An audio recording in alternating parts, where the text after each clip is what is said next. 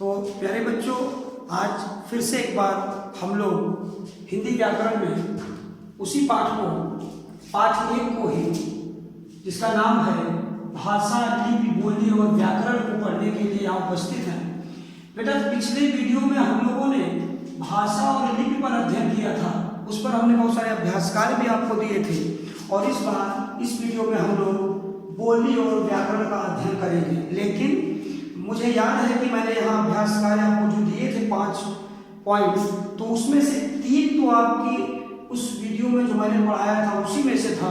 2 प्रश्नों का क्वेश्चन उत्तर ढूंढने के लिए हमने आपको दिया था कि आप अपने से ढूंढिएगा। अगर आपने ढूंढा है अच्छी बात है, नहीं ढूंढा है तो मैं उसका उत्तर बता रहा हूँ, आप उसको मिलाइए और उसके बाद हम लोग आगे बढ़ते हैं आज की वीडियो में। तो एक क्वेश्चन उसमें ये था कि राजभाषा, हमारी राजभाषा क्या है। तो जैसा कि आप वीडियो में देख रहे हैं, आपने राजभाषा लिखा हुआ है। आज मैं इसको समझाऊंगा भी, फिर भी मैं आपको तत्काल के लिए, तुरंत के लिए बताना चाहता हूँ कि हमारी राजभाषा हिंदी है। दूसरा एक क्वेश्चन था कि हिंदी दिवस कब मनाया जाता है। तो प्रत्येक वर्ष भारत देश में, हमारे देश में प्रतिवर्ष 14 सितंबर को, 14 सितंबर को हिंदी दिवस के रूप में मनाया जाता है, राष्ट्रीय हिंदी दिवस के रूप में मनाया जाता है। और इसकी शुरुआत 1949 से हुई है। तो आइए आज के अध्ययन पर आगे बढ़ते हैं और बात करते हैं। प्यारे बच्चों, सबसे पहले हम शुरू करते हैं बोली से।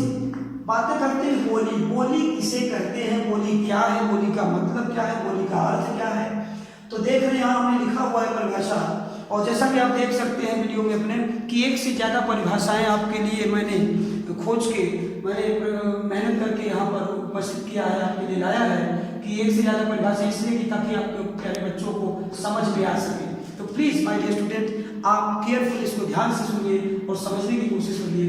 बोली क्या है, परिभाषा की बात करें या बोली का मतलब की बात करें तो कह रहे हैं कि बोली भाषा का अर्ध विकसित, कम विकसित, अर्ध विकसित माने आधा विकसित या कम विकसित प्रारंभिक रूप होती है। तो बोली भाषा का अर्ध विकसित तथा प्रारंभिक रूप होती है। यह सीमित क्षेत्र विशेष में बोली जाती है। इसका क्षेत्र बहुत बड़ा नहीं होता है, ये क्षेत्र विशेष में बोली जाती है, सीमित क्षेत्र विशेष में। दूसरा, इसी की दूसरी परिभाषा है, दूसरे शब्दों में, अन्य शब्दों में हम कह सकते हैं कि जब एक ही भाषा अलग अलग क्षेत्रों में विभिन्न तरह से प्रयुक्त होता है तो उसे बोली कहते हैं। यहाँ हमने जहाँ उसके स्थान छोड़ा था, अगर आपके सामने लिख सकूं, इसे क्या कहते हैं, बोली कहते हैं। फिर से ध्यान से देखेंगे, जब एक ही भाषा अलग अलग क्षेत्रों में विभिन्न तरह से प्रयुक्त होता है तो उसे बोली कहते हैं। तीसरी परिभाषा, भाषा के क्षेत्रीय रूप को बोली कहते हैं। माय डियर स्टूडेंट, मेरे प्यारे बच्चों, भाषा की, बोली की सबसे छोटी और सरलतम परिभाषा यही है कि भाषा के क्षेत्रीय रूप को बोली कहते हैं। भाषा का क्षेत्र बहुत बड़ा होता है, उसमें एक भाषा में कई बोलियां हो सकती हैं, जिससे जैसे हिंदी इसका एक उदाहरण है। यहाँ हमने लिखा हुआ है कि हिंदी भाषा की प्रमुख बोलियां निम्नलिखित हैं। प्रमुख बोलियां कौन कौन सी? अवधी, बघेली, भोजपुरी, छत्तीसगढ़ी, राजस्थानी, मारवाड़ी, मगही, हरियाणवी एवं पहाड़ी आदि। आप बताइए, नहीं सोचेंगे कि हिंदी की यही 9 बोलियां हैं। माय डियर स्टूडेंट, मैंने नीचे लिखा हुआ है नोटिया विशेष में, वर्तमान में हिंदी भाषा की कुल 18 बोलियां प्रचलित हैं। अर्थात हिंदी भाषा की कुल बोलियों की संख्या कितनी है? 18। अब दूसरे पॉइंट पर आते हैं हम लोग और बात करते हैं व्याकरण की। व्याकरण की बात करते हैं, जिसमें हम बताना चाहेंगे आपसे कि जिस प्रकार किसी खेल के उचित संचालन हेतु, ताकि कोई खेल अगर हो रहा है तो अच्छे से खेला जाए, अच्छे बिना किसी बाधा के, बिना किसी रुकावट के, उसके लिए निर्णायक या अंपायर की आवश्यकता होती है। मेरे प्यारे बच्चों, ठीक उसी तरह से भाषा को व्यवस्थित करने के लिए भी व्याकरण की जरूरत होती है। तो इस दृष्टि से अगर परिभाषा की बात करें तो कह सकते हैं कि व्याकरण वह शास्त्र या ज्ञान है जिसके द्वारा हमें भाषा के शुद्ध रूप का ज्ञान होता है या पता चलता है। अर्थात भाषा के शुद्ध रूप का पता हमको जिससे चलता है वही क्या है, व्याकरण है। दूसरी परिभाषा देखेंगे, थोड़ा सा और सरल करने की कोशिश करेंगे और बताएंगे कि भाषा के शुद्ध रूप का ज्ञान व्यवहार के नियमों का संग्रह ही व्याकरण है। अर्थात भाषा के शुद्ध रूप की जानकारी, ज्ञान और व्यवहार, मतलब शुद्ध भाषा के शुद्ध रूप का व्यवहार, इन दोनों नियमों के संग्रह को ही क्या कहते हैं, व्याकरण कहते हैं। मेरे प्यारे बच्चों, फिर से थोड़ा सा आपको व्याकरण को और सरल करके आपको समझाने की का प्रयास कर रहा हूं और आप देखेंगे कि वह व्याकरण के अंग कितने हैं। तो मूलतः व्याकरण, ज्यादातर किताबों में व्याकरण के केवल 3 अंग मिलते हैं, लेकिन प्यारे बच्चों व्याकरण के वास्तव में 4 अंग होते हैं और चारों अंगों का मैंने नाम लिखा हुआ है। नंबर 1 वर्ण विचार, नंबर 2 शब्द विचार, नंबर 3 वाक्य विचार और नंबर 4 पद विचार। हम लोग ये जानना चाहेंगे और ये हमें जानना चाहिए, का आवश्यकता है, जरूरी है कि वर्ण विचार में किसका अध्ययन किया जाता है। तो देखेंगे वर्ण विचार में वर्णों के आकार, वर्णमाला।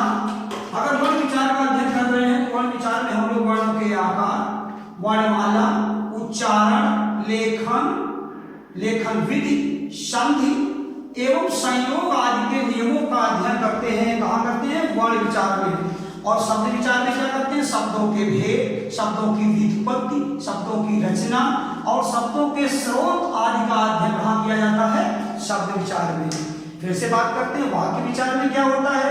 वाक्य विचार में वाक्य के प्रकार, विश्लेषण, विराम चिन्हों का वाक्य में प्रयोग, इन बातों का अध्ययन हम वाक्य विचार में करते हैं। और फिर से देखते हैं कि पद विचार में किसका अध्ययन किया जाता है। प्यारे बच्चों, पद विचार में पदों के स्वरूप एवं संयोग, योग का अध्ययन किया जाता है।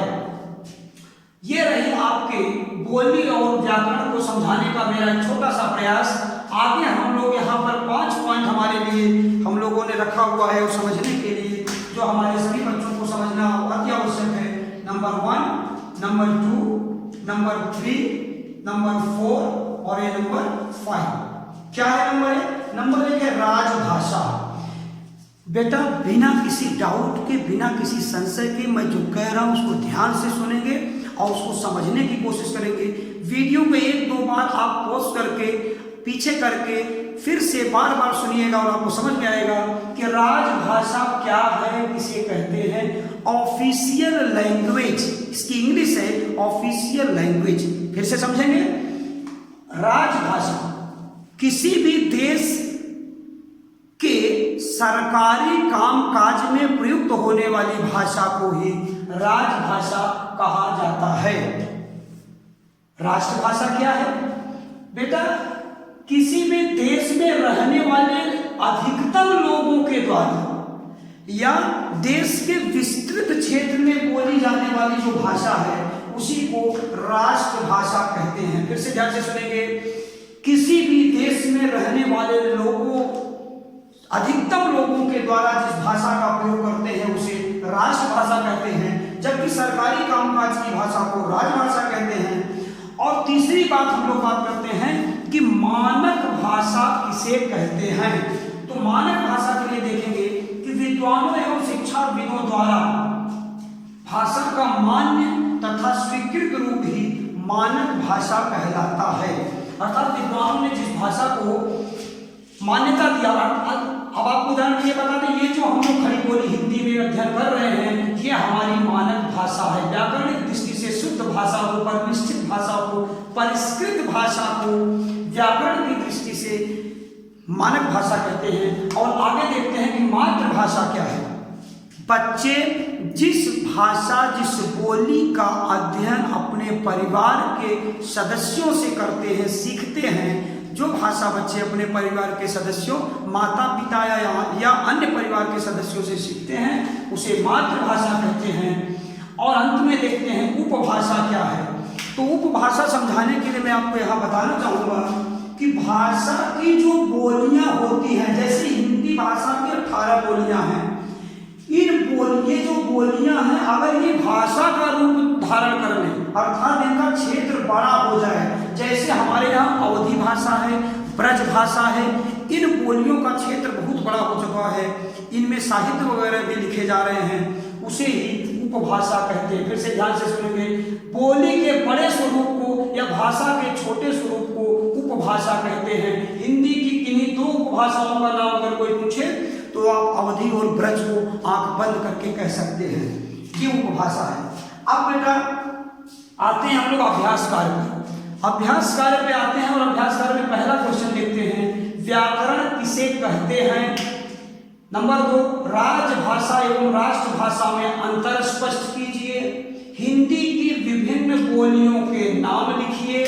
हमारे संविधान में कितनी भाषाओं को मान्यता दी गई है। और क्वेश्चन नंबर 5 है, व्याकरण के अध्ययन से क्या लाभ है। मेरे प्यारे बच्चों, केवल और केवल एक प्रश्न को छोड़ दिया जाए, प्रश्न नंबर 4 को अगर छोड़ दें तो बाकी सारे प्रश्नों के उत्तर को हमने बहुत ही अच्छे से आपको यहाँ पढ़ाया है, समझाया है। आशा करता हूँ, भरोसा है मुझे पूरा कि आप मेहनत करेंगे, परिश्रम करेंगे और इन सभी अभ्यास प्रश्नों के उत्तर को अपनी कॉपियों में लिखकर याद करेंगे और इसका ज़्यादा से ज़्यादा इस वीडियो का लाभ लेंगे। आज के लिए इतना ही बेटा, अगली वीडियो में फिर से मुलाकात करते हैं।